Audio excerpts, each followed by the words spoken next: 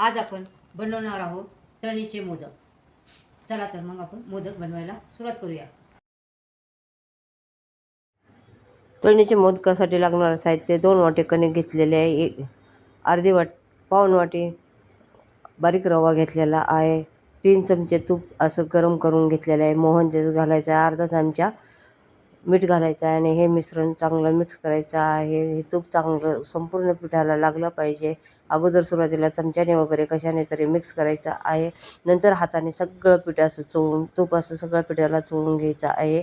असं मिश्रणाचं बघा मुक्त घालायला पाहिजे. आपलं योग्य मोहन पडलेलं आहे. आता थोडे थोडे पाणी घालून आपल्याला ते मिश्रण मळायचं आहे. जास्त पातळ नाही, घट्ट नाही, जसं आपला पुरीचा आटा असतो तसं मळायचं आहे आणि ते मिश्रण अर्धा तास बाजूला ठेवायचं आहे, कारण त्याच्यामध्ये रवा असतो तर भिजायला वेळ लागतो. आता सारणाची तयारी 1 वाटी मी ओल्या नारळाचा चवा घेतलेला आहे, अर्धी वाटी रवा आहे आणि पाव वाटी केसर घातलेलं दूध आहे, पाव चमचा इलायची पूड आहे, चिमूटभर जायफळ आहे आणि 1 वाटी साखर आहे, पिठी साखर आहे. आता आपल्याला रवा पहिला तूप मी टाकलेलं आहे, 3 चमचे तूप टाकलेला आहे आणि तो गरम झाल्यानंतर त्याच्यानंतर रवा टाकायचा. रवा आपल्याला हलकासा गुलाबी रंग येईपर्यंत भाजून घ्यायचा आहे.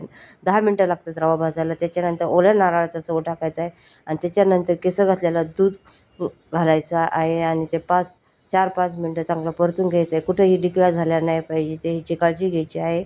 चांगला हलवत राहायचं आहे.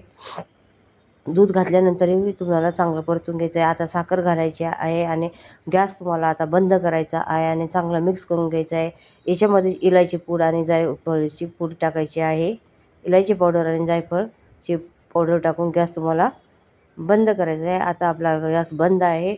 आता हे सारण थंड करून याचे गोळे तयार करून घ्यायचे आहेत. आता आपली कणिक भिजलेली आहे. आता याची मोठी लाटी लाटून घ्यायची आहे, चपाती लाटून घ्यायची आहे आणि त्याच्या वाटीने छोट्या छोट्या पाऱ्या तयार करून घ्यायच्या आहेत आणि ते एका वेळेस 7 ते 8 पाऱ्या तयार होतात. कारण एक लाटत बसायला तळणीच्या मोदकाला खूप वेळ लागतो आणि असे 7 ते 8 पाऱ्या तयार झालेल्या आहेत. जसं आपण उकडीचे मोदक बनवतो असे त्या कळ्या पाडून घेतलेल्या कळ्या एका साईडला झुकायच्या आहेत. त्याच्यामध्ये तो गोळा हे फिलिंग भरायचा आहे आणि एकाच साईडला ते फिरून फिरून फिरून त्याचा मोदक करायचा आहे. अशा प्रकारे मी सारे मोदक तयार करून घेतलेले आहेत. आता तळण्यासाठी आपल्याला कढई ठेवायची आहे. आपण तळण्यासाठी आता सारे मोदक तयार झाले. तळण्यासाठी तेल गरम करायला ठेवलेलं आहे. आता आपलं तेल गरम झालेलं आहे.